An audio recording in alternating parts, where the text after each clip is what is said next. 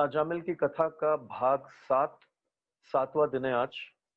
और कल हमने सुना कि विष्णुदूत यमदूतों को बताते हैं कि कैसे अजामिल के सारे पापों का प्रायश्चित हो चुका है। कि अजामिल ने सिर्फ अगर कोई व्यक्ति हरि करके बोलता है, हरि नाम बोलने से ही उसके सारे पापों के प्रायश्चित इस जन्म के भी और लाखों जन्मों के हो जाते हैं। तो अजामिल ने तो कई बार अपने पुत्र को नारायण नारायण करके अपने जीवन में पुकारा। जब से उनके छोटे पुत्र पैदा हुए तब से वो नारायण नारायण करके कई बार दिन में पुकारता था। और जब उन्होंने पहली बार अपने पुत्र को बुलाया नारायण बोल के, तो सिर्फ नारायण पूरा नाम भी नहीं, सिर्फ नारायण बोलने से ही, दो अक्षरों से ही अजामिल के सारे लाखों करोड़ों जन्मों के पाप कट गए। सिर्फ दो अक्षर बोलने से, एक बार बोलने से। तो उन्होंने तो कई बार नारायण शब्द का उच्चारण किया और मरते समय में भी उन्होंने नारायण का उच्चारण कर रहे थे अपने पुत्र का। तो वो बोलते हैं यमदूत की ये तो अपने पुत्र को बुला रहे थे। तो विष्णुदूत बोलते हैं कि पुत्र को बुला रहे थे या किसी को भी बुला रहे थे, लेकिन ले तो नारायण का नाम ले रहे थे। तो असलियत में ये जो नारायण नाम है ये उनके पुत्र का नाम नहीं है। नारायण नाम जो शाश्वत रूप से है वो भगवान का नाम। वो तो भगवान के नाम को जीवात्मा कभी कभी अपने पुत्र और पुत्री का नाम या अपने पूर्वजों का नाम जो है वो नारायण के नाम से रख देता है। लेकिन असलियत में है किसका नाम वो? तो वो नारायण का नाम है। तो जब अपने बच्चों का नाम, अपने पुत्रों का नाम नारायण रख देते हैं, कृष्ण रख देते हैं, तो जाने अनजाने में हम भगवान का नाम लेते हैं, क्योंकि असलियत में वो पुत्र का नाम तो है नहीं। क्योंकि हमारा तो जन्म बदलता रहता है, हर बार हमारा नाम बदलता रहता है, नाम एक नहीं रहता। तो असलियत में यह नाम तो नारायण का ही है। तो चाहे वो अपने पुत्र को बुलाए या किसी को भी बुलाए, लेकिन वो नारायण का नाम ही गिना जाएगा। न निष्कृतर उदितर ब्रह्मवादिभिः तथा विशुद्धयत्य अघवान् व्रतदाधिभिः यथा हरेर्नाम पदैर् उदाहृतैर् तदुत्तम श्लोक गुणोपलम्भकम। न नहीं निष्कृतैः, प्राश्चित की विधियों द्वारा, उदितैः निर्धारित, ब्रह्मवादिभिः मनु जैसे विद्वान पंडितों द्वारा, तथा उस सीमा तक विशुद्धति शुद्ध हो जाता है अगवान पापी व्यक्ति, व्रत आदि भी, व्रत तथा अन्य अनुष्ठानों का पालन करने से, यथा जिस प्रकार हरे हे भगवान श्री हरि का नाम पदई ही, नाम के अक्षरों से, उदाहृतई ही उच्चरित, तत्वह उत्तम श्लोक पूर्ण पुरुषोत्तम भगवान के गुण, दिव्य गुणों का उपलंभकम किसी को स्मरण दिलाते हुए, वैदिक कर्म कांडों का पालन करने अथवा प्रायश्चित करने से पापी लोग उस प्रकार से शुद्ध नहीं हो पाते जिस प्रकार एक बार भगवान श्री हरि के पवित्र नाम का कीर्तन करने से शुद्ध बनते हैं। तो यहाँ पर विष्णुदूत बता रहे हैं कि कोई कितना भी वैदिक कर्म कांड कर ले, फलाने देवता की पूजा कर ले, अनुष्ठान कर ले, यज्ञ कर ले, कुछ भी कर ले, तो वो सारे कर्म कांड आपको शुद्ध नहीं कर पाएंगे जितना कि हरि का नाम शुद्ध करेगा। तो नाम जो है वो सबसे ज्यादा शुद्ध करता है। कोई भी वैदिक कर्मकांड हमको शुद्ध नहीं कर पाएंगे जितना कि हरि का नाम शुद्ध करता है। तो सबसे शक्तिशाली है हरि का नाम। यद्यपि अनुष्ठानिक प्रायश्चित मनुष्य को पाप फलों से मुक्त कर सकता है, किंतु यह भक्ति को जागृत नहीं करता है। जिस प्रकार परम भगवान के नाम का कीर्तन मनुष्य को श्री भगवान के यश गुण लक्षण लीलाओं तथा साज सामग्री का स्मरण कराता है। तो जब भगवान का नाम लेते हैं हम, जैसे कोई उदाहरण के तौर पर कोई बोलता है गिरिधारी, अगर हम बोलते हैं गिरिधारी, तो कोई व्यक्ति को पता नहीं उसका मतलब क्या है। लेकिन जब वो कई बार बोलेगा गिरिधारी गिरिधारी गिरिधारी, तो गिरिधारी का मतलब क्या है? कि गिरिराज को धारण करने वाले। तो जो नाम है वो भगवान की लीला को प्रकट करता है, भगवान की लीला को, भगवान के यश को, भगवान के गुणों को, भगवान की साज सामग्री को स्मरण कराता है नाम। तो अगर कोई जाने अनजाने में भी नाम लेता है तो नाम भगवान की लीला, भगवान के गुण यश को प्रकट करता है। श्रील विश्वनाथ चक्रवर्ती ठाकुर की टीका है कि श्री भगवान के कीर्तन का विशेष महत्व है, जो कठोरतर या कठोरतम पाप कर्मों के प्रायश्चित के वैदिक कर्मकांडों से इसे पृथक करने वाला है। 20 प्रकार के धार्मिक वाङ्मय हैं जो धर्मशास्त्र कहलाते हैं, मनु संहिता, पराशर संहिता इत्यादि। किंतु यहाँ पर इस पर बल दिया गया है कि यद्यपि मनुष्य इन शास्त्रों, धार्मिक सिद्धांतों का पालन करने से सर्वाधिक पाप कर्मों के फलों से मुक्त हो सकता है, किंतु इनसे पापी व्यक्ति श्री भगवान की प्रेममय सेवा की अवस्था तक नहीं पहुंच सकता। दूसरी ओर पवित्र भगवान नाम का एक बार भी कीर्तन करने से मनुष्य न केवल बड़े से बड़े पापों के फलों से अविलंब मुक्त हो जाता है, अपितु यह कीर्तन उसे उत्तम श्लोक, पूर्ण पुरुषोत्तम भगवान की प्रेमा भक्ति करने के पद तक ऊपर उठाता है। तो अगर कोई वैदिक अनुष्ठान कर भी दे, कर्मकांड कर दे, तो हो सकता है कि वो पापों के फल से मुक्त हो भी जाए, लेकिन उसे भगवान की भक्ति, प्रेमा भक्ति को नहीं प्राप्त कराता। लेकिन भगवान का नाम जो है वो पापों से भी मुक्ति दिलाता है, पाप करने की प्रवृत्ति को भी बंद करता है और भगवान की प्रेमा भक्ति को भी दिलाता है, भगवान से प्रेम भी कराता है। तो भगवान का नाम लेने में तो फायदा ही फायदा है। दूसरा उदाहरण है, कई लोग ये बोलते हैं कि हरे कृष्ण वाले लोग जो है रोड पे चलते चलते नाम का जप करते हैं, थैली लेके भगवान का नाम जप करते हैं, उनका ध्यान तो नाम में होता नहीं है। तो ऐसा नाम करने से क्या फायदा? तो हमारे आचार्य बताते हैं कि अगर आपका ध्यान भी नहीं है नाम में, लेकिन भगवान तो सुन रहे हैं ना। कोई व्यक्ति अगर भगवान का नाम लेता है कई बार, हरे कृष्णा कृष्ण कृष्ण हरे हरे, हरे राम राम राम हरे हरे, हरे कृष्णा कृष्ण कृष्ण हरे हरे, हरे राम राम राम हरे हरे। तो कोई व्यक्ति अगर कई कई बार कृष्ण का नाम लेता है, तो चाहे उसका ध्यान न हो नाम में, लेकिन भगवान तो ध्यान देते हैं कि ये व्यक्ति मेरा नाम ले रहा है। तो भगवान ध्यान देते हैं कि ये व्यक्ति मेरा नाम ले रहा है, तो भगवान फिर उसकी रक्षा करते हैं। भगवान ध्यान देते हैं उस व्यक्ति के ऊपर कि ये व्यक्ति जो है मुझे याद कर रहा है। तो हम उनको ध्यान न दें उनके नाम पर, लेकिन भगवान हमारी तरफ ध्यान देते हैं। तो नाम का लेने का फायदा है, चाहे हमारा ध्यान हो या ना हो।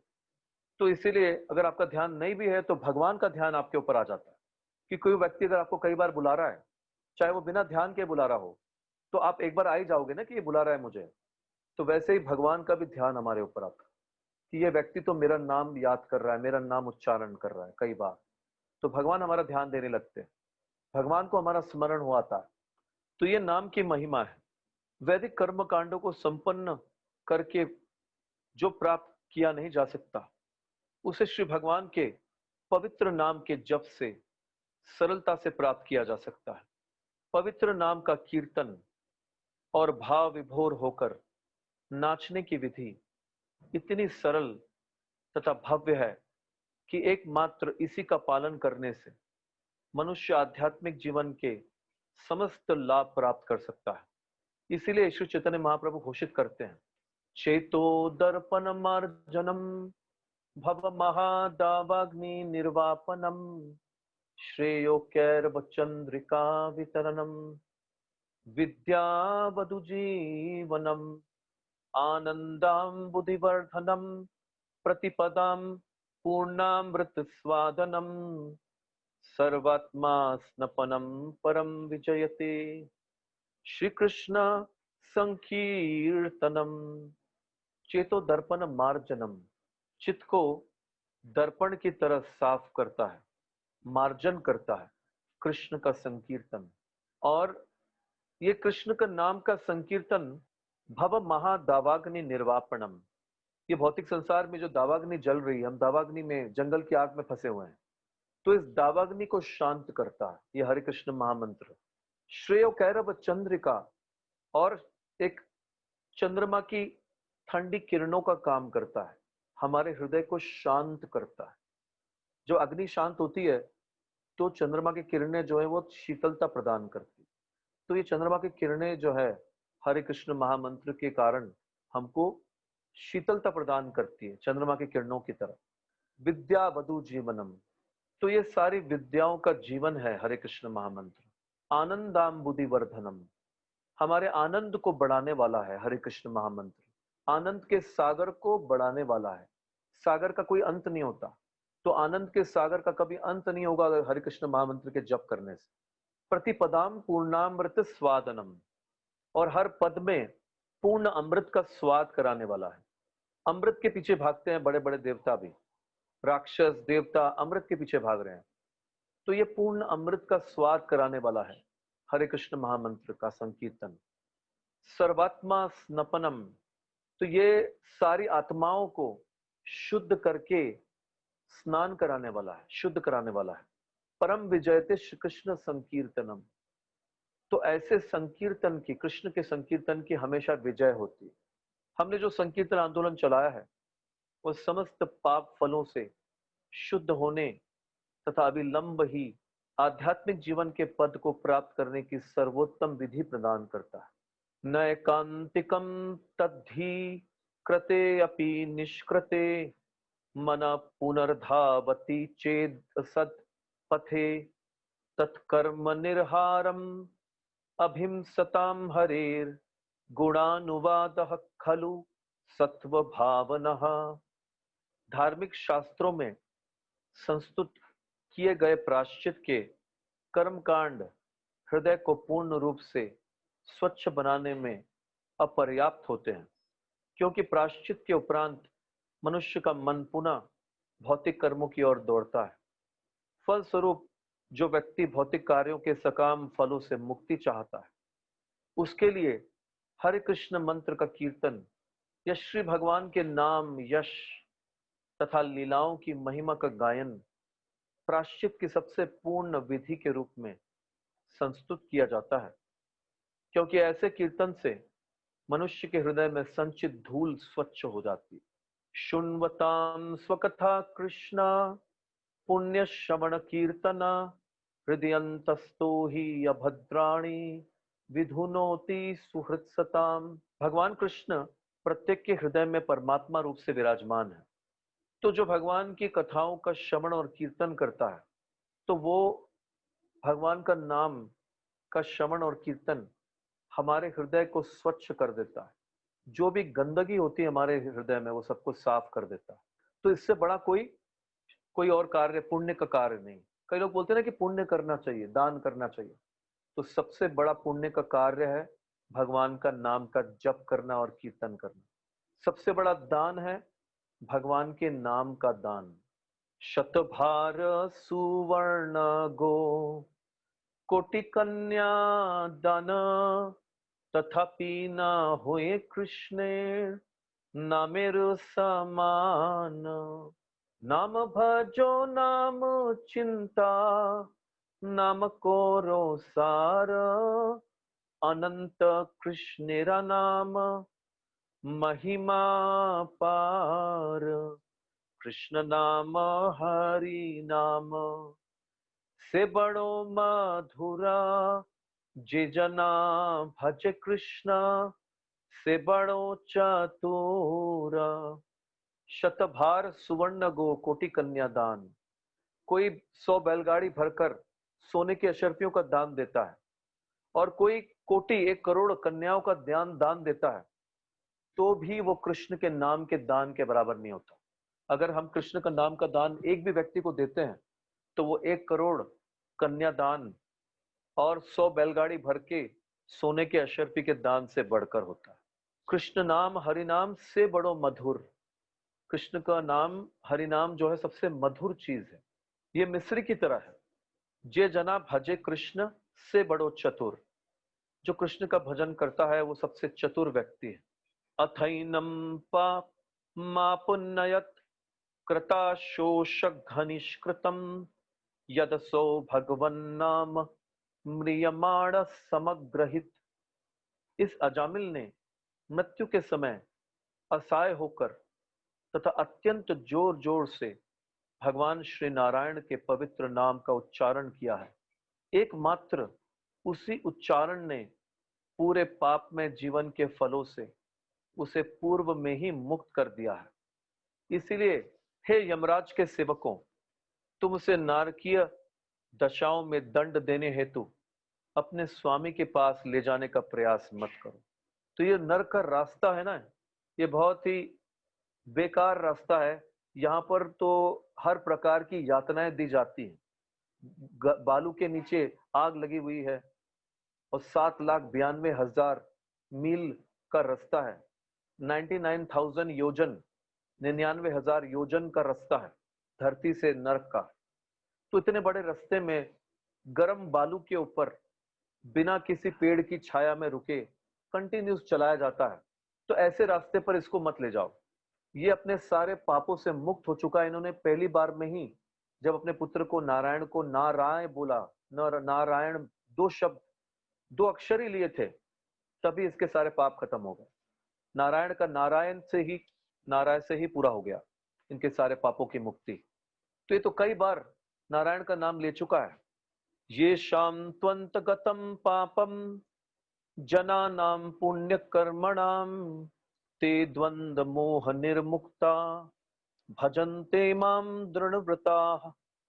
जिन मनुष्यों ने पूर्व जन्म में, इस जन्म में पुण्य कर्म किए हैं और जिनके पाप कर्मों का पूर्णतया उच्छेदन हो चुका है और जो मोह के द्वंद्वों से मुक्त हो, वे संकल्प पूर्वक मेरी सेवा में तत्पर होते हैं।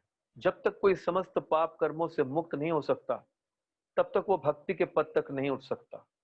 तो कोई व्यक्ति अगर भगवान की भक्ति किया ना हो अपने जीवन में, तो वो अपने अंतकाल में भगवान का नाम ले कैसे सकता है?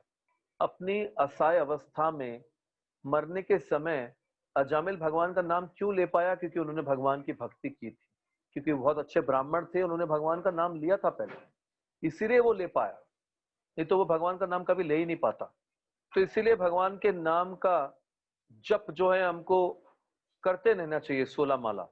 क्योंकि अगर हम करते रहेंगे भगवान के नाम का जप और कीर्तन, तो अंतकाल कभी भी उपस्थित हो सकता है अजामिल की तरह, और अंतकाल में हम भगवान को याद कर पाएंगे।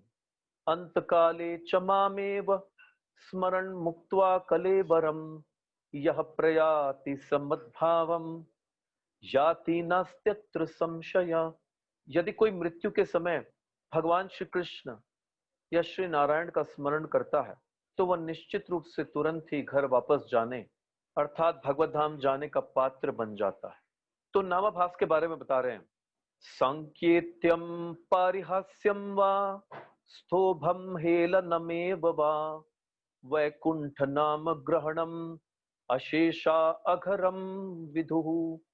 सांकेत्यम, संकेत के रूप में कोई व्यक्ति अगर किसी और को पुकार रहा है, जैसे वो अपने पुत्र को पुकार रहे थे, लेकिन वो भगवान का नाम है और वो पुत्र का नाम भी भगवान के नाम पर रखा हुआ है, तो आप किसी और को संकेत कर रहे हो लेकिन इनडायरेक्टली भगवान का नाम ले रहे हो, तो उसको सांकेतिक नामाभास बोलते हैं। दूसरा प्रकार का नामाभास है पारिहास्यम, हंसी मजाक में। तो कोई व्यक्ति हंसी उड़ा के बोल रहा है, अरे ये हरे कृष्ण वाले, हंसते हुए, तो इस प्रकार से कोई हंसी मजाक उड़ाते हुए हरे कृष्ण बोल रहा है, तो ये पारिहास्यम नामाभास कहलाता है। तो उसका भी उसको बेनिफिट मिलेगा, फायदा होगा।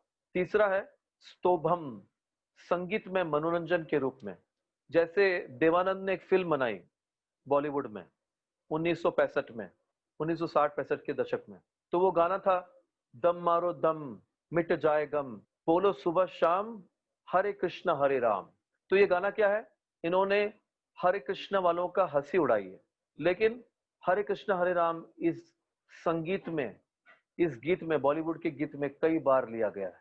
चाहे वो हंसी उड़ाने के लिए लिया गया हो या तो संगीत के रूप में हो, बुराई करने के लिए, लेकिन संगीतमय रूप में उन्होंने भगवान का नाम लिया, चाहे वो किसी भी कारण से, तो भी उनको फायदा होगा। तो इसको बोलते हैं स्तोभम नामाभास, स्तोभम। चौथा है हेलनम, उपेक्षा के भाव से, उपेक्षा करना, बुराई करना, कि हरे कृष्ण वाले तो ऐसे हैं, हरे कृष्ण वाले ऐसे हैं, वैसे हैं, उनकी बुराई करना। तो ऐसे बुराई करते हुए हरे कृष्ण या भगवान का नाम लेना, कि राम भक्त ऐसे होते हैं, राम भक्त वैसे होते हैं, बुराई करते हुए, उपेक्षा करते हुए, तो उसको बोलते हैं हेलनम नामाभास। हेलनम, बुराई करते हुए उपेक्षा के भाव से भगवान का नाम लेना। तो ये 4 प्रकार से नामाभास होते हैं।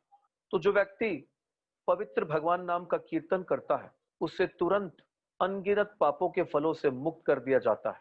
भले ही उसने यह कीर्तन अप्रत्यक्ष रूप में कुछ अन्य संकेत करने के लिए, परिहास में, संगीतमय मनोरंजन के लिए अथवा उपेक्षा भाव से क्यों न किया हो, इसे शास्त्रों में पारंगत सभी विद्वान पंडित स्वीकार कर। पतितः स्खलितो भग्नः संदष्टस्तप्त आहत हरिरित्य अवशेनाः पुमान्नर्हति यातनः। कोई व्यक्ति गिरा हुआ हो, पतितः, स्खलितः, फिसला हुआ, भग्न, टूटी हड्डियों वाला, संदष्टः, काटा हुआ, तप्तः, ज्वर, ये ऐसी ही पीड़ादायक स्थिति से बुरी तरह आक्रांत, आहत, चोट खाया हुआ हो, हरि ही, भगवान श्री कृष्ण, इति, इस प्रकार अवशेन, अकस्मात, आह उच्चारण करता है, पुमान, मनुष्य, तो वो नारकीय दशाओं के योग्य नहीं है। अगर कोई व्यक्ति वो रास्ते में कहीं जा रहा है और वो गिर गया या फिसल गया चलते चलते, या उसकी हड्डी टूट गई, या उसको किसी ने काट लिया, कोई जानवर ने, और या कोई ज्वर में हो, पीड़ा में हो, कोई बीमारी में हो, या कोई चोट खाया हुआ हो, अगर वो कोई भी स्थिति में अगर वो भगवान हरि का, कृष्ण का नाम उच्चारण करता है, तो ऐसा मनुष्य नरक की यातनाएं, नरक में ले जाने के लिए योग्य नहीं है। यदि कोई हरिनाम का उच्चारण करता है और तभी किसी आकस्मिक दुर्भाग्य से वह छत से गिर जाता है, फिसल जाता है, सड़क पर यात्रा करते समय हड्डी टूट जाने से, सर्प द्वारा काटे जाने, पीड़ा तथा तेज ज्वर से आक्रांत होने या हथियार से घायल होने से मर जाता है, तो वह कितना ही पापी क्यों न हो, नारकीय जीवन में प्रवेश करने से वह अविलंब मुक्त कर दिया जाता है। तो इन सारी अवस्थाओं में भी अगर वो भगवान का नाम लेता है, अगर वो व्यक्ति जो गिर गया है, जिसको सांप ने काट लिया है, या कोई बीमारी के कारण वो मर रहा है, तो वो ऐसी स्थिति में अगर भगवान का नाम उच्चारण करता है और अपना शरीर त्याग करता है, तो वो नरक जाने से बच जाता है, उसे मुक्त कर दिया जाता है, क्योंकि उन्होंने भगवान के नाम का उच्चारण किया है। तो कैसे कर पाएंगे? अगर हम भगवान के नाम का उच्चारण डेली नहीं करेंगे तो हमको नियम से हर दिन भगवान के नाम का जप करना चाहिए। जैसे हम नियम से खाना खाते हैं, सोते हैं, पानी पीते हैं, सांस लेते हैं, तो ऐसे जीवन में एक नियम बनाना चाहिए भगवान के नाम जप करने के लिए।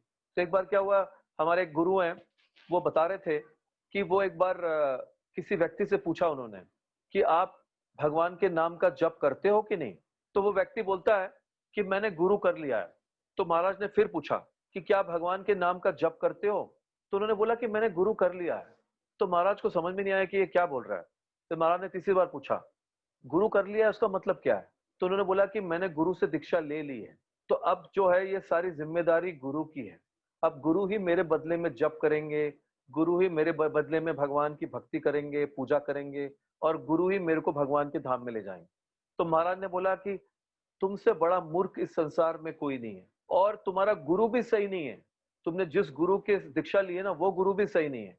क्योंकि असली गुरु जो होता है वो शिष्य को सिखाता है कि भगवान की भक्ति करो, भगवान का नाम जप करो, 4 नियम का पालन करो, पराई स्त्री का संग न करो, नशा न करो, जुआ मत खेलो, मांस मछली अंडे का सेवन मत करो।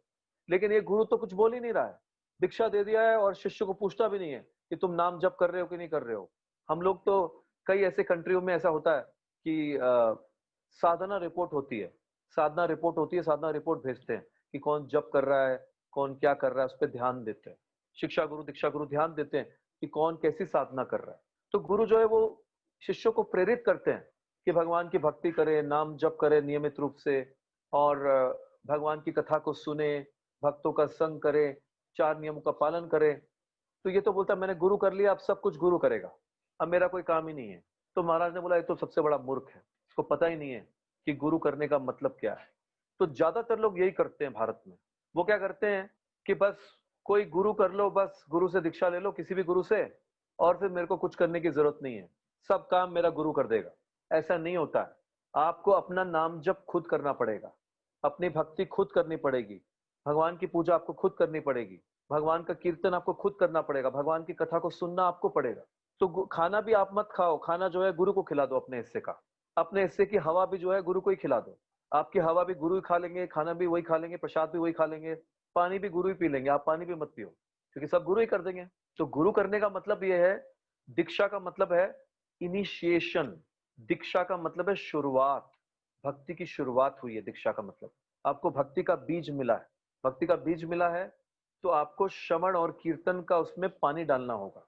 श्रवण कीर्तने कराए सेचन। श्रवण और कीर्तन के जल से इस बीज को सींचना पड़ेगा। तब ये पौधा बनकर ये ब्रह्मांड को पार के करके भगवान के वैकुंठ में गोलोक में जाएगा और भगवान के चरणों तक पहुंचेगा। आप बोलोगे कि बस मैंने दीक्षा ले ली है, अब ये बीज को पानी देने का काम मैं नहीं करूंगा, गुरु करेगा सब कुछ। तो ये सबसे बड़ी मूर्खता है। अब मुझे जरूरत ही नहीं है किसी की, कुछ करने की जरूरत नहीं है, क्योंकि मैंने दीक्षा ले ली है, गुरु कर लिया मैंने। तो ये बहुत बड़ी मूर्खता है। गुरु करा है तो गुरु के आदेश का पालन करना है और अपनी भक्ति करनी है। सब काम अपने आप नहीं हो जाएंगे गुरु करने से। यम यम वापी स्मरण भावम तेजतन्ते कलेवरम तम तमे वैति कौन्तेय सदा तद्भाव भावितः। हे कुंती पुत्र, शरीर त्यागते समय मनुष्य जिस जिस भाव का स्मरण करता है वह उस भाव को निश्चित रूप से प्राप्त होता है। यदि कोई भगवान श्री कृष्ण के मंत्र के कीर्तन का अभ्यास करता है तो जब वह किसी दुर्घटना से ग्रस्त होता है तो स्वभावतः आशा की जाती है कि वह हरे कृष्ण कीर्तन करेगा। किंतु ऐसे अभ्यास के बिना यदि दुर्घटनाग्रस्त होते समय या मरते समय कोई किसी भी रूप में श्री भगवान का कीर्तन करता है तो उसे मृत्यु के उपरांत नारकीय जीवन से बचा लिया जाता है। तो दुर्घटना, ये सब दुर्घटनाओं के बारे में बताया है।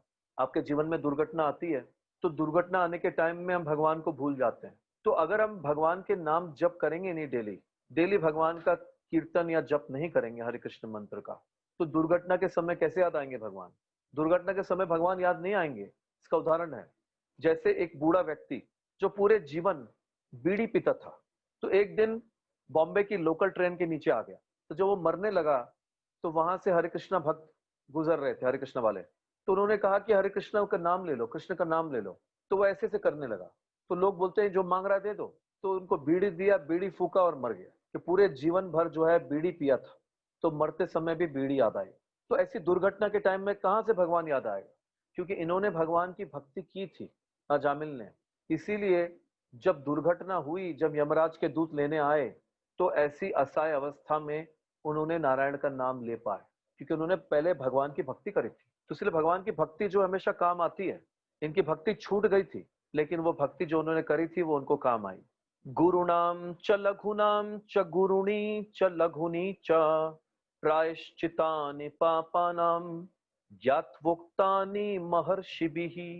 प्राधिकृत विज्ञ पंडितों तथा महर्षियों ने बड़ी ही सावधानी के साथ यह पता लगाया है कि मनुष्य को भारी से भारी पापों का प्रायश्चित करने हेतु प्रायश्चित की भारी विधि का तथा हल्के पापों के लिए प्रायश्चित की हल्की विधि का प्रयोग करना चाहिए। तो कोई बड़ा अगर पाप है तो बड़ा प्रायश्चित करना पड़ता है, कोई छोटा पाप है तो छोटा प्रायश्चित करना पड़ता है।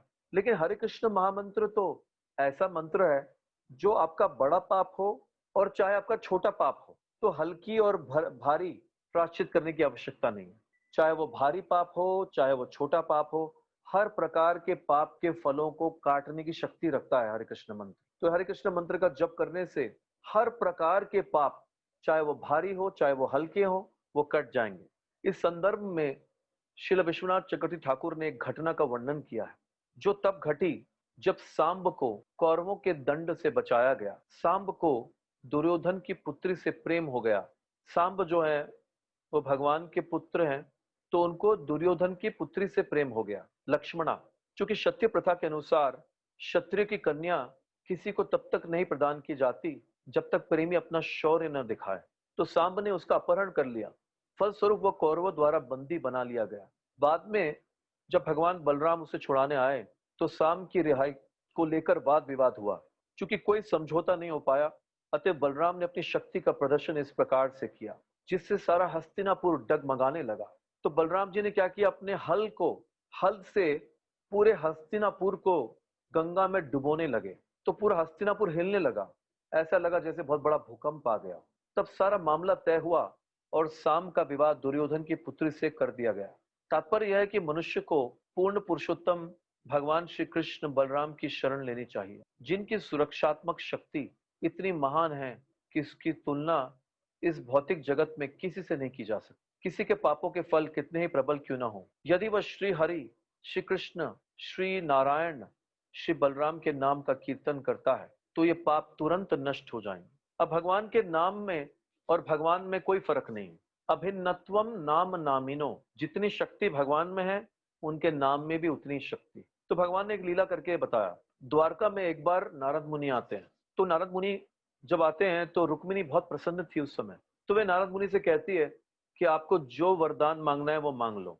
तो नारद मुनि ने बोला सोच लो, मैं अगर कोई वरदान मांगूंगा तो आप दे नहीं पाओगे। तो रुक्मिणी माता ने बोला कि नहीं, मैं तो तैयार हूं, आप मांगो क्या वरदान है। तो नारद मुनि ने कहा कि वरदान के रूप में मैं भगवान कृष्ण को मांगता हूं।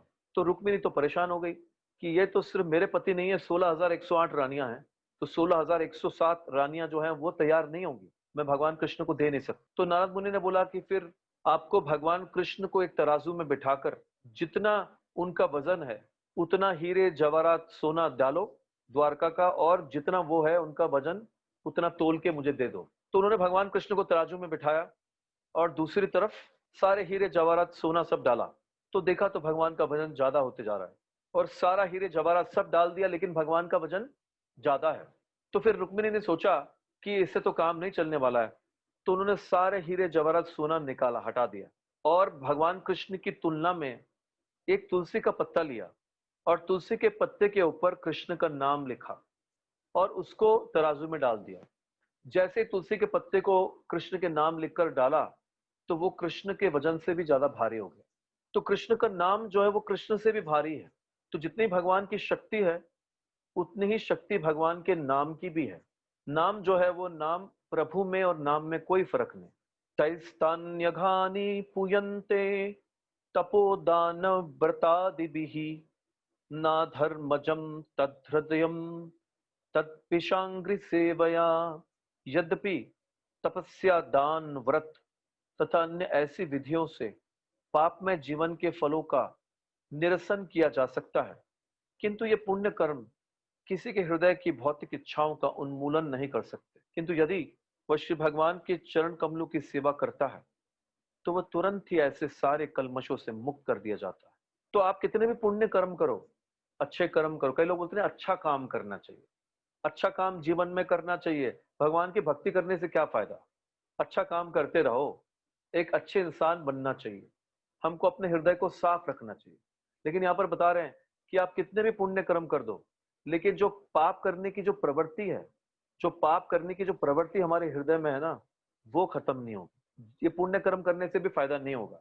जब तक कि हम भगवान के चरण कमलों की सेवा नहीं करेंगे, भगवान की भक्ति नहीं करेंगे, तब तक हमारा हृदय के अंदर से ये भौतिक इच्छाएं और पाप करने की प्रवृत्ति कभी खत्म नहीं होगी। भौतिक इच्छाओं का उन्मूलन नहीं होगा जब तक कि हम भगवान की भक्ति नहीं करते, भगवान के चरणों की भक्ति नहीं करते। अज्ञानात् अथवा ज्ञानात् उत्तम श्लोक नाम यत् संकीर्तितम अघम पुंसो दहेदेधो यथा नल। जिस प्रकार अग्नि सूखी घास को जलाकर राख कर देती है, उसी प्रकार भगवान नाम, चाहे वो जाने अनजाने में उच्चारण किया गया हो, मनुष्य के पाप कर्मों के सभी फलों को निश्चित रूप से जलाकर राख कर देता है। तो भगवान के नाम कैसा है? यह अग्नि की तरह है, और हमारे पाप कर्म के जो फल है वो घास की तरह है। तो इसको जड़ से जला के खत्म कर देते हैं, जड़ से खत्म कर देते हैं। भगवान का नाम और भगवान की भक्ति इस घास को जड़ से खत्म कर देती है, पापों के फल को जड़ से खत्म कर देती है। ब्रह्मा जी भी बता रहे हैं, यहाँ पर भी दिया हुआ है भागवत में, और ब्रह्मा ब्रह्म संहिता में बता रहे हैं। ब्रह्मा जी बता रहे हैं कि मैं ऐसे गोविंद का भजन करता हूं जिनके भक्ति करने से सारे कर्मों के परिणाम जलकर राख हो जाते हैं। कर्माणि निर्दहति च भक्ति भाजाम गोविंदमादि पुरुषम तमहम भजामि। वो सारे कर्मों के परिणामों को जलाकर राख कर देती है भगवान गोविंद की भक्ति, इसलिए मैं उन गोविंद की भक्ति करता हूं। तो चाहे कोई व्यक्ति जानता हो या ना जानता हो, भगवान का नाम अपना काम करता है, चाहे उसकी महिमा को हम जानते हो या ना जानते हो। जैसे अग्नि है, अग्नि का काम क्या है? जलाना। तो ये भौतिक संसार के जो हमारे पाप हैं, पापों के फल जो है वो घास की तरह है। तो अग्नि तो अपना काम करेगी। अगर हम भगवान का नाम लेंगे तो ये अग्नि अपना काम करेगी और जलाएगी, चाहे हम उसको जानते हैं या न जानते हैं। यथा गदम वीर्यतम उपम युक्तम यदृच्छया अजानतो अप्यात्म गुणम कुरियान मंत्रो अपि उदाहृता। यदि किसी दवा की प्रभावकारी शक्ति से अनभिज्ञ व्यक्ति उस दवा को ग्रहण करता है या उसे यह बलपूर्वक खिलाई जाती है, तो वह दवा उस व्यक्ति के जाने बिना ही अपना कार्य करेगी, क्योंकि उसकी शक्ति रोगी की जानकारी पर निर्भर नहीं करती। इसी प्रकार भगवान नाम के कीर्तन के महत्व को न जानते हुए भी यदि कोई व्यक्ति जाने अनजाने में उसका कीर्तन करता है, तो भी वह कीर्तन अत्यंत प्रभावकारी होगा। तो जैसे कोई बीमार व्यक्ति वैद्य के पास जाता है, उसको वैद्य दवाई देता है, तो उसको पता नहीं है कि ये बीमारी के लिए ये दवाई है, मेरी बीमारी क्या है। वैद्य को पता चल जाता है कि कहाँ पर बीमारी है, किधर प्रॉब्लम है, रूट कॉज क्या है, हमको पता नहीं होता है, वैद्य को मालूम पड़ जाता है। तो वो दवाई देता है, तो हम जाने अनजाने में दवाई लेते हैं, हमको डॉक्टर पे या वैद्य पे विश्वास होता है और फिर वो दवाई असर करती है और हम ठीक हो जाते हैं। तो वैसे ही भगवान का नाम भी कोई व्यक्ति दवाई की तरह जाने अनजाने में लेता है तो ये फायदा करती ही है। चैतन्य महाप्रभु बताते हैं, हमारे आचार्य ने गीत लिखा है, जीव जागो गौरा चांद बोले, कोटा निद्रा जाओ माया पिशाचीरा कोले, एनिची औषधि माया नाशी भारो लागे, हरि नाम महामंत्रा लाओ तुमी मागे, भाजी भो भूलिया से संसारा भीतारे। तो यहाँ पर बता रहे हैं कि चैतन्य महाप्रभु हाथ ऊपर करके कीर्तन करके निकलते थे नादिया में, नवदीप में, और सारे जीवों को बोलते हैं कि जीव जागो गौरा चांद बोले। गौरंग महाप्रभु बोल रहे हैं, कृष्ण के अवतार, कि ये जीव आत्माओं जागो, तुम पिशाची माया की गोद में सो रहे हो, ये माया देवी की गोद में तुम सो रहे हो, तुम जागो। और मैं क्या लेके आया हूं आपके लिए, एनीची औषधि माया नाशी बारो लागे। माया को, जिस माया की गोद में आप सो रहे हो, उस माया को नाश करने के लिए मैं औषधि लेकर आया हूं। वो क्या है, हरि नाम महामंत्र लाओ तुम्हें मांगे। तो ये हरे कृष्ण महामंत्र, हरे कृष्ण कृष्ण कृष्ण हरे हरे, हरे राम राम राम हरे हरे। तो यह महामंत्र मैं लेकर आया हूं, ये कोई संसार का नहीं है मंत्र। गोलोकेरा प्रेमाधन हरि नाम संकीर्तन, ये गोलोक वृंदावन से नीचे उतरा है। गोलोक वृंदावन में राधा रानी और गोपियां गोलोक धाम में वो भी इस हरे कृष्ण मंत्र का कीर्तन करते, तो ये वहां से नीचे आया है। इसको इंपोर्ट किया गया, हम लोग इंपोर्टेड चीज चाहते नहीं, इंपोर्टेड है, ये बाहर की चीज है, ये फॉरेन कंट्री से आया है। गोलोक धाम से, भगवान के आध्यात्मिक संसार से भगवान इसे नीचे लेकर आए। तो ये एक औषधि है जो माया को नाश करती है। कैसे काम करती है ये औषधि? अब डॉक्टर जब दवाई देता है तो वो बताता है कि ये दवाई है, ये आयुर्वेदिक गोली है, दिन में 2 बार खानी है, खाने के बाद में आधा 1 घंटे बाद कुनकुने पानी के साथ में, 2 गोली दिन में 3 बार। कभी बोलता है कि 4 गोली दिन में 2 बार, 8 गोली, तो 2 बार, 3 बार, 4 बार ऐसे लेनी पड़ती है। तो ऐसे हरे कृष्ण महामंत्र के लिए कोई नियम नहीं है, क्योंकि चैतन्य महाप्रभु राधा रानी के रूप में आए हैं इस महामंत्र को लेकर। तो राधा रानी बहुत कृपालु है, उन्होंने कोई नियम नहीं रखा। भगवान ने बोला, नाम नाम मकारी निज सर्व शक्ति, तत्रार पिता न नियमिता स्मरणे न काला। भगवान का नाम लेने के लिए कलयुग में कोई नियम नहीं है। आप खाते पीते सोते जागते उठते कहीं भी भगवान का नाम ले सकते हो, चाहे वो स्वच्छ जगह हो अस्वच्छ जगह हो। चैतन्य महाप्रभु ने सारी छूट दे रखी है। माला लेकर बाथरूम में नहीं जाना है, लेकिन बिना माला के बाथरूम में भी नाम ले सकते हो, चाहे वो कोई भी जगह हो, आप भगवान का नाम ले सकते हो। शुचि वा अशुचि वा, चाहे आप स्वच्छ हो अस्वच्छ हो, चाहे आपने स्नान किया हो न किया हो। तो ये कलयुग में, सतयुग में बहुत नियम थे, कलयुग में चैतन्य महाप्रभु ने सारी छूट दे दी है। आप भगवान का नाम कैसी भी अवस्था में ले सकते हो, सर्व अवस्था वा, सोते हुए खाते हुए पीते हुए सोते हुए कैसे भी ले लो भगवान का नाम, हंसते हुए ले लो, उपेक्षा करते हुए ले लो, सांकेतिक नामाभास किसी और को बुलाते हुए ले लो, लेकिन भगवान का नाम लो बस। तो ये कलयुग है, कलयुग में सब छूट है, लेकिन भगवान का नाम लेते रहो, क्योंकि ये दवाई जो है वो फायदा करेगी। ये दवाई जो है माया का नाश करेगी। ये जो माया है, ये सबसे बड़ी बीमारी है, तो ये बीमारी को खत्म करेगी ये हरे कृष्ण महामंत्र। तो चैतन्य महाप्रभु बोलते हैं इससे बड़ा कोई मंत्र नहीं है, ये मंत्र मैं गोलोक धाम से लेकर आया हूँ। लेकिन लोग फिर भी समझते नहीं है, उल्टा सीधा मंत्र बना बना कर कई गुरु जो है अपने मंत्र सीक्रेट मंत्र बनाकर देते हैं कि मेरा मंत्र सीक्रेट है, मैं किसी को बताऊंगा नहीं, वो अपने शिष्य को देते हैं। चैतन्य महाप्रभु ने दिया ना मंत्र, भगवान ने दिया ना मंत्र, अपने धाम से लेकर आए। और कोई मंत्र बनाने की क्या जरूरत है, शास्त्रों में दिया है, ब्रह्मा ने भी बताया, इति षोडशकम नाम नाम कलि कल्मश नाशनम नातः सर्वोपाय वेदेषु दश्यते। सारे वेदों में इससे बढ़कर कोई उपाय नहीं, और कोई मंत्र है ही नहीं, ब्रह्मा जी बता रहे हैं। चैतन्य महाप्रभु भी बोल रहे हैं कि हरे कृष्ण महामंत्र का जप करो, और कोई मंत्र नहीं है। और वो बोल रहे हैं कि मैं आपका मित्र हूं, कि मैं आपका सबसे बड़ा बंधु हूं, मित्र हूं। भगवान बोल रहे हैं क्योंकि मैं आपके लिए मंत्र लेकर आया हूं जो माया का नाश करे। तो उसका क्या असर होता है, माया का नाश होता है। इसका प्रैक्टिकल उदाहरण है कि जब रशिया में प्रचार करने गए हरे कृष्णा भक्त, तो रशिया के लोग क्या करते हैं, पराई स्त्री का संग करते हैं। ज्यादातर लोग वहां पे जो है एक मदिरा होती है, मदिरा का नाम है वोडका। तो वो वोडका पीते हैं और पराई स्त्रियों का संग करते हैं। और आदमी लोग तो पूरी तरह से निठल्ले होते हैं, काम भी नहीं करते, स्त्रियां ही काम करती है। तो इस प्रकार के लोग हैं। वहां पर जाकर जब प्रचार करने गए भक्त लोग, शिला प्रभुपाद भी गए, तो वहां पर हरे कृष्ण महामंत्र वो लेने लगे और वोडका मदिरा पीने लगे। हरे कृष्ण महामंत्र लेते, वोडका पीते, और धीरे धीरे धीरे करके क्या हुआ, माया का नाश। वोडका छूट गई, मदिरा छूट गई, पराई स्त्री का संग छूट गया। सुबह को 4-5 बजे 3 बजे उठ के ये रशियन लोग भगवान की भक्ति करने लगे। प्याज लहसुन तक छोड़ दिया, चाय कॉफी छोड़ दिया, पराई स्त्री का संग मदिरा तो दूर की बात है। इतने गिरे हुए लोगों ने भी सब कुछ छोड़ दिया। प्याज लहसुन नहीं खाते, मूवी नहीं देखते, सिनेमा नहीं जाते, कोई नशा नहीं करते, मांस मछली अड्डे का सेवन नहीं करते, जुआ नहीं खेलते, और पूरी तरह से शुद्ध हो गए। तो ये माया का नाश नहीं तो और क्या है, ये हरे कृष्ण महामंत्र से तो हुआ ही। और एक नहीं, लाखों करोड़ों रशियन जो हैं उनका माया का नाश हुआ और वे सारे भक्त बन गए।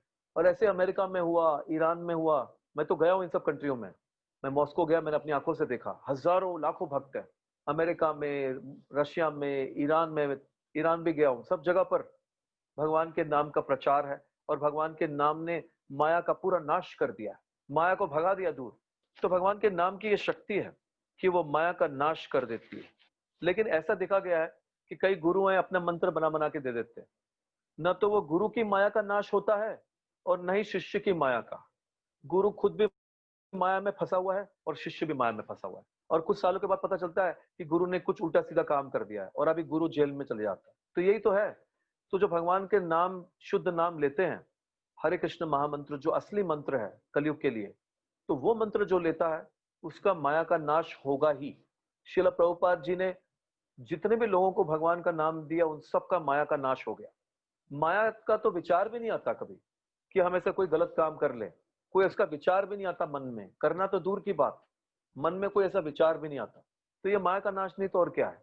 तो ये जो हिप्पी लोग थे, कई लोग बोलते हैं कि इस्कॉन में हिप्पी लोग हैं, ये हिप्पी लोग थे, लेकिन शिला प्रभुपाद जी का संग करके ये हिप्पी से भगवान के शुद्ध भक्त बन गए। इनकी सारी चीजें छूट गई, बुरी आदतें छूट गई, सब कुछ छूट गया, और भगवान के शुद्ध भक्त बन गए। और अब जो है कोई भी ऐसा गलत काम नहीं करता। तो ऐसे भक्तों का संग करने से वाल्मीकि जैसे लोग पूरी तरह से शुद्ध हो जाते हैं और वाल्मीकि ऋषि बन जाते हैं। तो इस्कॉन में ऐसे लाखों करोड़ों लोगों को जो वाल्मीकि थे, जो बड़े पापी थे, उनको शुद्ध ऋषि बना दिया। वो सब हनुमान जी की तरह, वाल्मीकि जी की तरह ऋषि और भक्त बन गए। तो ये भगवान के नाम का प्रभाव है।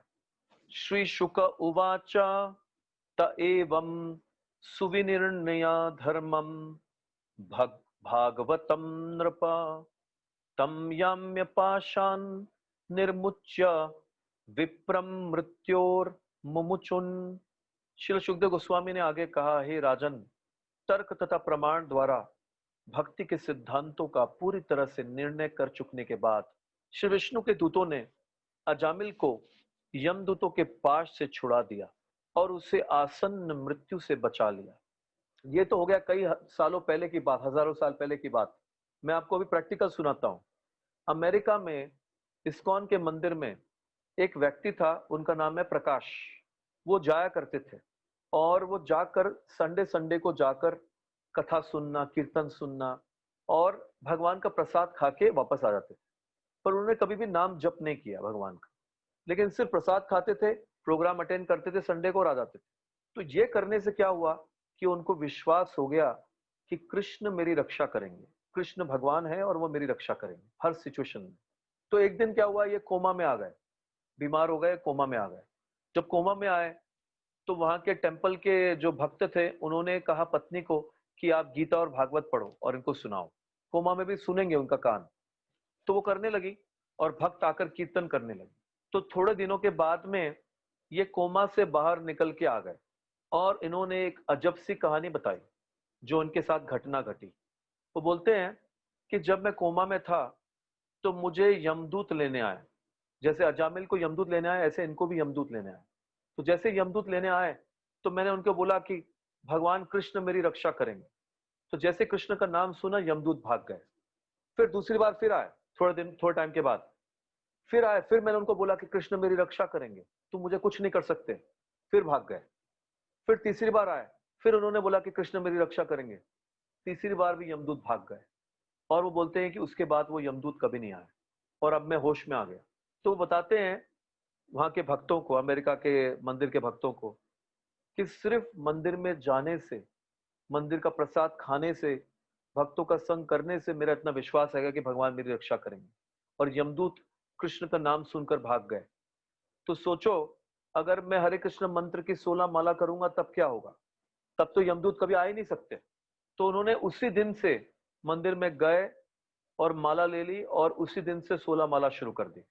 हरे हरे कृष्णा, कृष्ण कृष्ण हरे हरे, हरे राम, राम राम हरे हरे। तो ये प्रैक्टिकल है जो अमेरिका में हुआ। तो अजामिल की सिर्फ एक कहानी नहीं है, ये प्रैक्टिकल आज भी हो रहा है। और हमारे एक व्यक्ति के साथ में ये अजामिल के जरा तरह ही यमदूत उनको भी लेने आए और भगवान ने उनकी रक्षा की। यहाँ तो कृष्ण के नाम ने ही भगा दिया यमदूतों को। वहां पर तो विष्णुदूत को आना पड़ा, वहां तो विष्णु तो आए भी नहीं, कृष्ण का नाम से ही भाग गए सारे यमदूत। तो इस प्रकार से विष्णु दूतों ने अजामिल को यमदूत के पास से छुड़ा दिया और उसे आने वाली आसन्न मृत्यु से बचा लिया। तो यह है भगवान के नामाभास। ये नामाभास में जप करने का ये फायदा है कि भगवान के नाम से मृत्यु भी टल जाती। कई लोग बोलते हैं ना, मृत्यु को कोई नहीं रोक सकता, लेकिन भगवान का नाम, नामाभास चैंटिंग, वो मृत्यु को भी टाल सकती है। मृत्यु टल गई ना। एक उदाहरण नहीं, मैंने दो दे दिया। ये अमेरिका का भी उदाहरण दिया मैंने और अजामिल का भी उदाहरण है। अजामिल 88 वर्ष के थे और उनकी मृत्यु टल गई। तो भगवान का नाम मृत्यु को भी दूर भगा देता है, यमदूतों को भी भगा देता है। मृत्यु भी टल सकती है। एक गीत है, भक्ति विनोद ठाकुर ने लिखा है इस पर। वो बोलते हैं हरे कृष्ण महामंत्र के बारे में, ये नाम चतुर्मुखे ब्रह्मा जपे रे, मधुरा ए हरि नाम, मधुरा ए हरि नाम। ए नाम पंचमुखे शिवा जपे रे, मधुरा ए हरि नाम, मधुरा ए हरि नाम। ए नाम नारद जपे बिना यंत्र रे, मधुरा ए हरि नाम, मधुरा ए हरि नाम। ए नाम भासे अजामिल वैकुंठ गेलो रे, मधुरा ए हरि नाम, मधुरा ए हरि नाम। ए नाम बोलते बोलते ब्रजे चलो रे, मधुरा ए हरि नाम, मधुरा ए हरि नाम। भक्ति विनोद ठाकुर ने गीत लिखा है, वो बताते हैं कि ये नाम चतुर्मुखे ब्रह्मा जपी रहे। ये हरे कृष्ण महामंत्र का जप जो है बड़े बड़े देवता भी कर रहे हैं। तो ब्रह्मा जी अपने 4 मुखों से हरे कृष्ण मंत्र का कीर्तन कर रहे, जप रहे हैं। ए नाम पंचमुखे शिवा जपे रे, मधुर ए हरि नाम, मधुर ए हरि नाम। शिव जी के 5 मुख है, हमको तो पता नहीं है, हम तो सोचते हैं एक ही मुख है। शास्त्रों में आचार्य बताते हैं उनके 5 मुख है। ए नाम पंच मुखे शिवा जपे रे। शिव जी अपने 5 मुखों से यही मंत्र, हरे कृष्ण मंत्र का जप कर रहे हैं। ए नाम नारद जपे वीणा यंत्रे रे। नारद मुनि अपने वीणा यंत्र से इसी नाम का कीर्तन कर रहे हैं। ए नामा भासे अजामिल वैकुंठ गेलो रे। तो यही नामाभास चैंटिंग करके अजामिल जो है वो वैकुंठ चले गया और अपनी मृत्यु को भी टाल गया। तो ए नाम बोलते बोलते व्रजे चलो रे। तो भक्ति विनोद ठाकुर हम सबसे रिक्वेस्ट कर रहे हैं कि आप भी इस हरे कृष्ण मंत्र का कीर्तन करो और जप करो, और आप मेरे साथ में व्रज में, गोलोक धाम में, कृष्ण के धाम में चलो। हरे कृष्णा कृष्ण कृष्ण हरे हरे, हरे राम राम राम हरे हरे।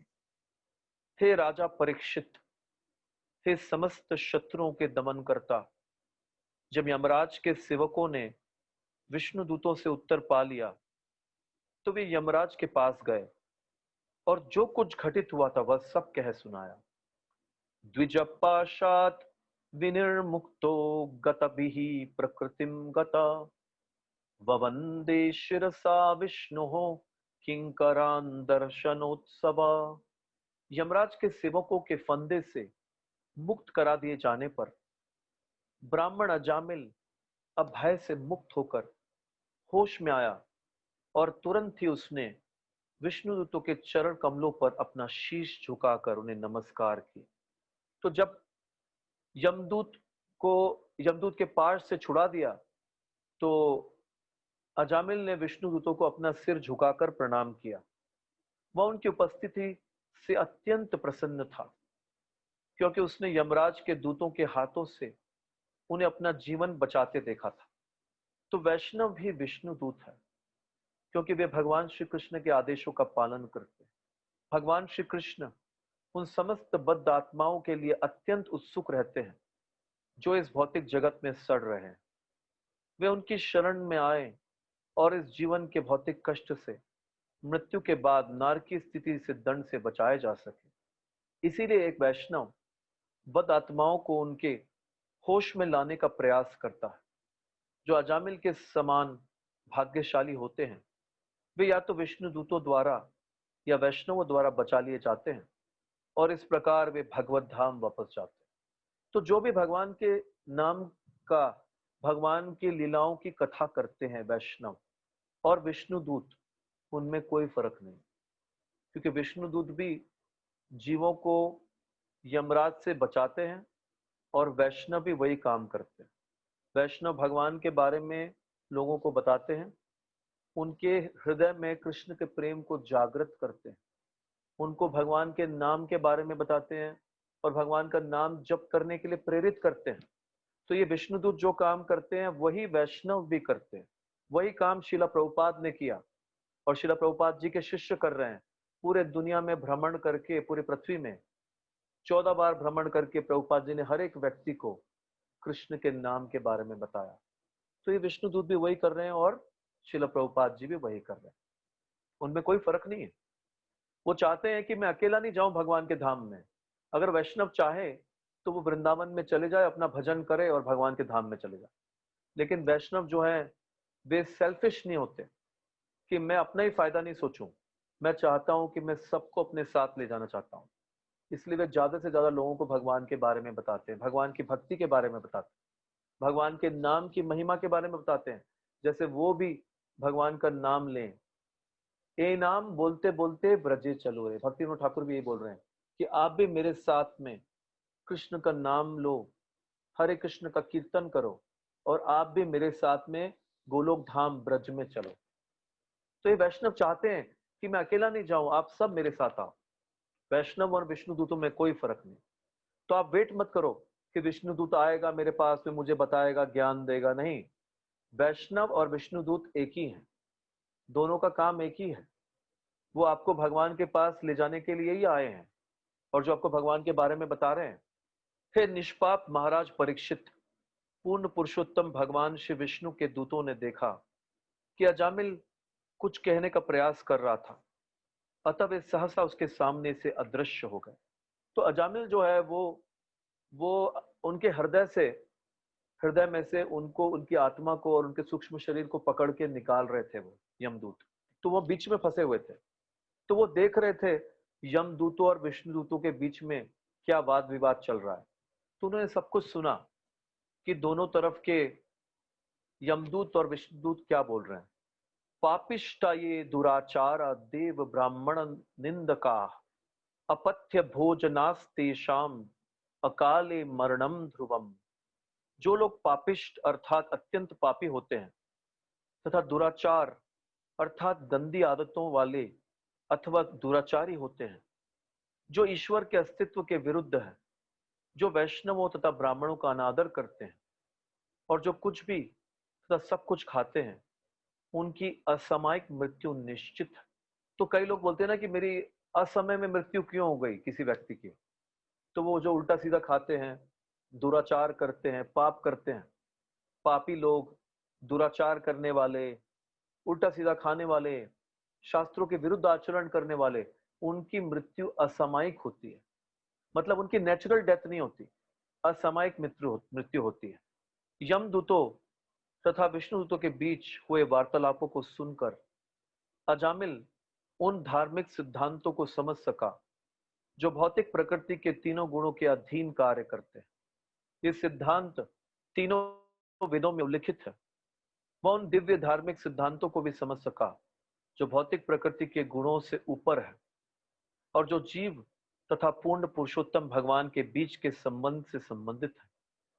इतने ही नहीं, अजामिल ने पूर्ण पुरुषोत्तम भगवान के नाम, यश, गुणों तथा लीलाओं के गुणगान को सुना। इस प्रकार वह पूर्ण रूप से शुद्ध बन गया। तब उसने अपने विगत पाप कर्मों का स्मरण हुआ और उससे अत्यधिक पछतावा हुआ कि उसने यह पाप क्यों किए। तो अजामिल को याद आया कि देखो कि मैं कितना बड़ा पापी हो गया उस वैश्या का संग करके। मैं भगवान की भक्ति कर रहा था और उस वैश्या का संग करने के कारण मैं कितना बड़ा पापी बन गया। अहो में परमम कष्टम अभूत विजितात्मना ये न विप्लावितम ब्रह्म वृषलयाम जयात्मना। अजामिल ने कहा, हाय, अपनी इंद्रियों का दास बनकर मैं कितना अधम बन गया। मैं अपने सुयोग्य ब्राह्मण पद से नीचे गिर गया और मैंने एक वैश्या के गर्भ से बच्चे उत्पन्न किए। हाय, मुझे धिक्कार है। मैंने इतना पापमय कार्य किया कि अपनी कुल परंपरा को लज्जित किया। मैंने शराब पीने वाली पतित वैश्या के साथ संभोग करने हेतु अपनी सती तथा सुंदर युवा पत्नी को त्याग दिया। धिक्कार है मुझे। तो बताते हैं आचार्य कि जैसे कोई मदारी, मार्केट में हमने देखा होगा कई बार, एक मदारी के पास बंदर होता है, तो वो बंदर को जैसा बोलता है वो वैसे नाचता है। मदारी जो है बंदर को ट्रेनिंग देता है, तो वो बंदर जो है पूरा नाच के और पूरा एक्टिंग करके दिखाता है। एक बंदरी होती है, एक बंदर होता है। बंदरी जो है वो पत्नी बन जाती है और बंदर जो है वो पति बन जाता है। तो वो दोनों जो है एक्टिंग करके दिखाते हैं और लोगों को लुभाते हैं। तो जैसा मदारी कराता है वैसे ही बंदर करते हैं, नाचते हैं उसके इशारों पर। तो वो सोचने लगा कि मैं बंदर की तरह बन गया और उस वैश्या के इशारों पे नाचने लगा। कलयुग में 97-98% जो पति होते हैं वो पत्नी के इशारों पर नाचते हैं। तो पत्नी जो है बंदर की तरह पतियों को नचाती है। इसमें कोई बुराई नहीं है, क्योंकि जब पत्नियां भगवान की भक्ति में आती है, सत्संग में आती हैं, तो पत्नी जब आती है तो पत्नी के पीछे पीछे बंदर की तरह पति भी आता है, तो पति भी भक्ति में आ जाता है। तो इसीलिए इससे फायदा होता है, नुकसान नहीं होता है कि पत्नी जब भगवान की भक्ति शुरू कर देती है, सत्संग में आने लगती है, और ज्यादातर पत्नियां पहले आती हैं, तो उनके पीछे पीछे उनके पति भी आ जाते हैं। तो ये इससे फायदा होता है। तो ये तो वैश्या के हाथ का बंदर बन गया।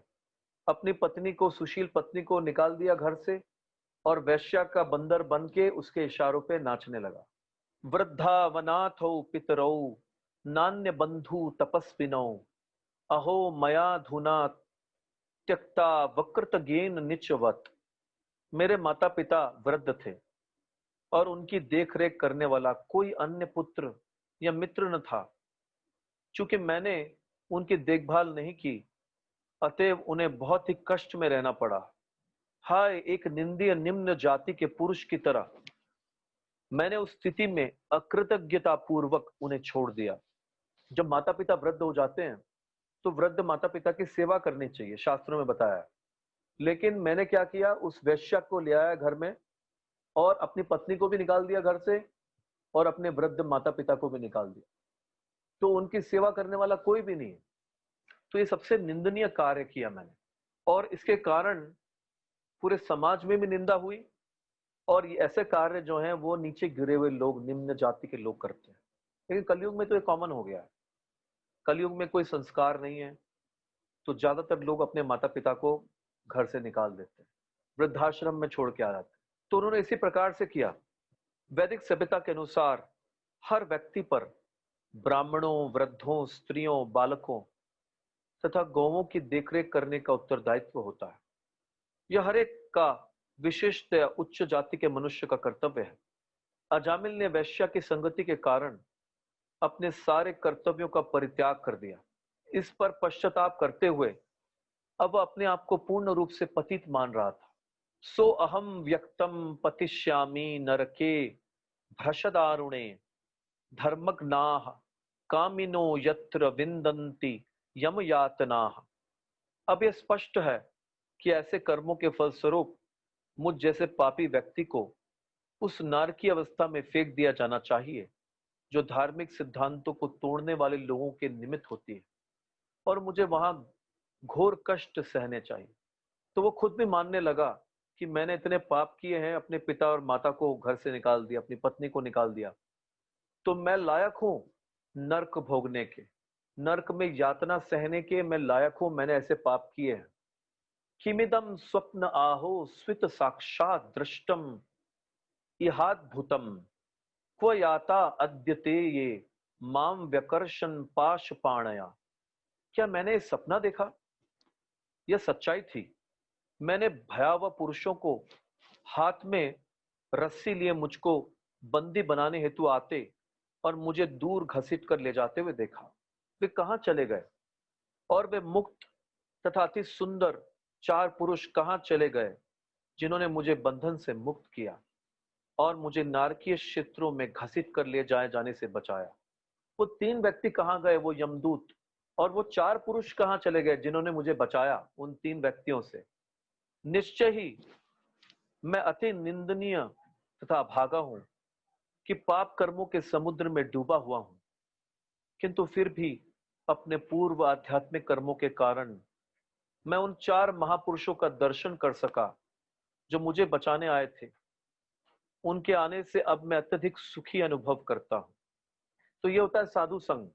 साधु संग सर्वशास्त्रे काय, लव मात्र साधु संगे सर्व सिद्धि हाय।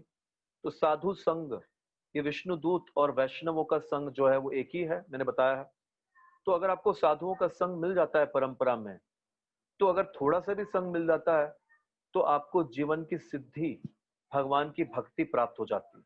यदि मैंने विगत में भक्ति न की होती तो मुझ मलिन वेश्यागामी को, जो मरणासन्न था, किस प्रकार वैकुंठ पति के पवित्र नाम का उच्चारण करने का अवसर मिल पाता? निश्चय ही ऐसा संभव न हो पाता। तो उन्होंने भक्ति की भगवान की, इसीलिए तो वो भगवान का नाम ले पाए। तो अजामिल कहता रहा कि मैं ऐसा निर्लज्ज ठग हूं जिसने अपनी ब्राह्मण संस्कृति की हत्या कर दी। निसंदेह मैं साक्षात पाप हूं। भला मैं भगवान श्री नारायण के पवित्र नाम के सर्व मंगलकारी कीर्तन के बराबरी में कहां ठहर सकता हूं? मैं पापी व्यक्ति हूं, किंतु अब मुझे यह अवसर प्राप्त हुआ है। अतः मैं अपने मन, जीवन, प्राण तथा इंद्रियों को पूर्ण रूप से वश में करके अपने आप को भक्ति में लगाऊंगा, जिससे मैं पुनः गहन अंधकार तथा भौतिक जीवन के अज्ञान में न गिरूं। तो हमको भी अपने जीवन में ये दृढ़ निश्चय कर लेना चाहिए कि अब तक मैंने जो पाप किए कर लिए, खत्म, ठीक है। लेकिन आज से, आज जो मैं कथा सुन रहा हूं अजामिल की तरह, मैं आज निश्चय करता हूं कि मैं आज से कोई पाप नहीं करूंगा। आज से मैं भगवान की भक्ति शुरू करूंगा। आज से मैं 4 माला, 6 माला, 8 माला, 16 माला शुरू करूंगा। तो अजामिल ने निश्चय कर दिया कि अब मैं भगवान की भक्ति करूंगा और अपने समय को गवाऊंगा नहीं, इंद्रिय विषयों के पीछे नहीं भागूंगा। इन शरीर से अपनी पहचान बनाने के कारण मनुष्य इंद्र तृप्ति हेतु इच्छाओं के अधीन होता है और इस प्रकार वह अपने आप को अनेक प्रकार के पवित्र तथा पवित्र कार्यों में लगाता है। यही भौतिक बंधन है। अब मैं अपने आप को इस भौतिक बंधन से छुड़ाऊंगा जो स्त्री के रूप में पूर्ण पुरुषोत्तम भगवान की मोहिनी शक्ति द्वारा उत्पन्न किया गया है। सबसे बड़ी माया जो है पुरुष के लिए स्त्री है और स्त्री के लिए पुरुष। तो ये सुंदर स्त्री पुरुष के लिए एक माया का काम करती है। तो ये मेरे लिए सबसे बड़ी माया है। मैं इसी का शिकार होकर पतित हो गया। उस नाचने वाली वैश्या के कुत्ता बन गया मैं और कुत्ते के समान बन गया और उसके इशारे पर नाचने लगा। बंदर की तरह मदारी के इशारों पर नाचने लगा। मैं समस्त जीवों का दयालु एवं शुभेशी मित्र बनूंगा और कृष्ण भावनामृत में अपने आप को सदा लीन रखूंगा। अब मैं भगवान की भक्ति करूंगा, भक्तों की संगति करूंगा, भगवान के पवित्र नाम का केवल कीर्तन करूंगा और अपने आप को शुद्ध बनाऊंगा और भौतिक इंद्र तृप्ति के झूठे आकर्षणों का शिकार नहीं बनूंगा, क्योंकि अब मैं परम सत्य में स्थित हो चुका हूं और अपने आप को शरीर नहीं मानूंगा। मैं शरीर नहीं हूं, मैं आत्मा हूं। और अब मैं समझ गया हूं कि मैं शरीर नहीं हूं और मैं आत्मा हूं। तो इस प्रकार से विष्णु भक्तों की संगति करने से अजामिल का मन शुद्ध हो गया और उन्होंने संकल्प ले लिया और अपने आप को देहात्म बुद्धि से अलग कर लिया। इस प्रकार से वो भौतिक आकर्षणों से मुक्त होकर वहां से तुरंत हरिद्वार के लिए चल पड़ा। हरिद्वार में अजामिल ने एक विष्णु मंदिर में शरण ली, जहां उसने भक्ति योग की विधि को संपन्न किया। उसने अपने इंद्रियों को वश में किया और अपने मन को पूर्ण रूप से श्री भगवान की सेवा में लगा दिया। अजामिल पूर्ण रूप से भक्ति में लीन हो गया। इस प्रकार उसने इंद्र तृप्ति से अपने मन को विलग कर लिया और वह श्री भगवान के स्वरूप का चिंतन करने में पूरी तरह लीन हो गया। तो भगवान की भक्ति करने लगा। श्रवणम कीर्तनम स्मरणम विष्णु पाद सेवनम अर्चनम वंदनम दास्यम सख्यम आत्मनिवेदनम। भक्ति के सारे अंगों के साथ में भगवान की भक्ति करने लगा। जब ब्राह्मण अजामिल की बुद्धि तथा मन श्री भगवान के स्वरूप पर स्थिर हो गए तो उसने पुनः एक दिन उन 4 दिव्य पुरुषों को अपने समक्ष देखा। तो ऐसे उनकी उम्र थी 88 साल जब ये विष्णुदूत और यमराज उनको लेने आए। वो दोनों चले गए और वे हरिद्वार गए और भगवान विष्णु के मंदिर में रहकर भगवान की भक्ति करने लगे। और ऐसे 12 साल गुजर गए। उनकी उम्र जो है 100 साल को क्रॉस कर गई। 100 वर्ष पूरे हो गए और एक दिन 4 दिव्य पुरुष जो उनको बचाने आए थे वही दिव्य पुरुष वापस आए। एक सोने के वायुयान एरोप्लेन में आए और ये वायुयान जो था एरोप्लेन, ये मन की गति से चलने वाला था। वो समझ गया कि ये वही है जिन्हें वह पूर्व में देख चुका है। अतः उनके समक्ष उसने नतमस्तक होकर उनको नमस्कार किया। हित्वा कलेवरम तीर्थे गंगायाम दर्शनादनु सद्य स्वरूपम जग्रहे भगवत पार्श्ववर्ती नाम। विष्णुदूतों का दर्शन करने के बाद अजामिल ने गंगा के तट पर हरिद्वार में अपना भौतिक शरीर त्याग दिया। उसने अपना मूल आध्यात्मिक शरीर पुनः मिल गया जो श्री भगवान के पार्षद के लिए उपयुक्त है। तो अजामिल को सामीप्य मुक्ति मिली। सामीप्य मतलब भगवान के संग मिला और भगवान के जैसा स्वरूप मिला। सारूप्य, जैसा ये विष्णु दूतों का रूप था चतुर्भुजा वाला रूप, तो वैसा ही चतुर्भुजा वाला रूप अजामिल को मिला। सारूप्य मुक्ति। और 4 विष्णु दूत थे पहले वो, अब तो 4 के बजाय वो 5 की तरह हो गए। 5 विष्णु के भक्त नजर आने लगे। भगवान विष्णु के दूतों के साथ अजामिल सोने के बने हुए विमान पर सवार हुआ। वो आकाश मार्ग से जाते हुए सीधे लक्ष्मीपति भगवान विष्णु के धाम गया। अजामिल ब्राह्मण था जिसने कुसंगति के कारण सारी ब्राह्मण संस्कृति तथा धार्मिक नियमों को त्याग दिया था। सर्वाधिक पतित होने के कारण वो चोरी करता था, शराब पीता तथा अन्य गर्हित कार्य करता था। उसने एक वेश्या भी रख ली थी। इस प्रकार उसका यमराज के दूतों द्वारा नरक ले जाना सुनिश्चित था। किंतु नारायण के पवित्र नाम का लेश मात्र उच्चारण करने से ही तुरंत उसे बचा लिया गया। तो जो व्यक्ति भौतिक बंधन से मुक्त होना चाहता है, तो उसे चाहिए कि वह उन पूर्ण पुरुषोत्तम भगवान के नाम, यश, रूप, लीलाओं के कीर्तन तथा गुणगान करने की विधि को अपनाए, जिनके चरणों पर सारे तीर्थ स्थान स्थित है। अन्य साधनों से या पवित्र पश्चाताप, ज्ञान, यौगिक ध्यान से उसे उचित लाभ प्राप्त नहीं हो सकता, क्योंकि ऐसी विधियों का पालन करने पर भी मनुष्य अपने मन को वश में न कर सकने के कारण पुनः सकाम कर्म करने लगता है, क्योंकि मन प्रकृति के निम्न गुणों से, रजो तमोगुण से संदूषित होता है। अजामिल ने मृत्यु के समय कष्ट भोगते हुए श्री भगवान नाम के पवित्र उच्चारण किया, और यद्यपि उसका यह उच्चारण उसके पुत्र को लक्षित था, फिर भी वह भगवत धाम वापस गया। इसलिए यदि कोई श्रद्धा पूर्वक तथा निरपराध भाव से भगवान नाम का उच्चारण करता है, तो वो श्री भगवान के पास लौटेगा, इसमें कोई संदेह नहीं। तो इस प्रकार से अजामिल वैकुंठ में भगवान के पार्षद बनकर भगवान के धाम में लौट गए, और ये यमदूत यमराज के पास गए और यमराज से प्रश्न करते हैं और उनको ये सारा घटना बताते हैं विष्णुदूत के बारे में और उनके साथ में वाद विवाद के बारे में। और यमराज से पूछते हैं कि क्या आप ईश्वर हैं या आपसे भी बड़ा कोई और है? हमको लगता था कि आप ही ईश्वर हैं, आप ही सबके कंट्रोलर हैं। क्या आपसे बड़ा कोई और व्यक्ति है क्या? क्या आपका भी कोई बॉस है? तो यमराज बोलते हैं, असलियत में मैं सबका कंट्रोलर नहीं हूं, मैं तो सिर्फ जो पापी जीव हैं उन्हीं को मैं नियंत्रण करता हूं। लेकिन असलियत में भगवान नारायण, भगवान कृष्ण जो है वो सबके कंट्रोलर है, सबके ईश्वर है, ईश्वरों के भी ईश्वर है।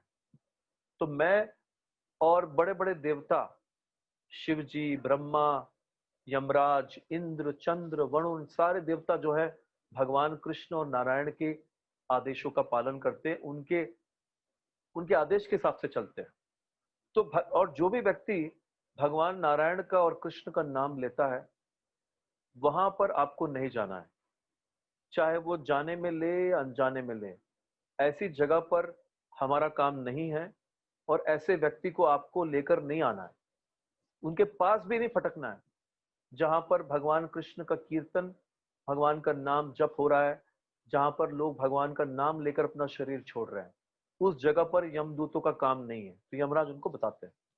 तो इस प्रकार से ये अजामिल की कथा को हम यहीं पर विराम देते हैं।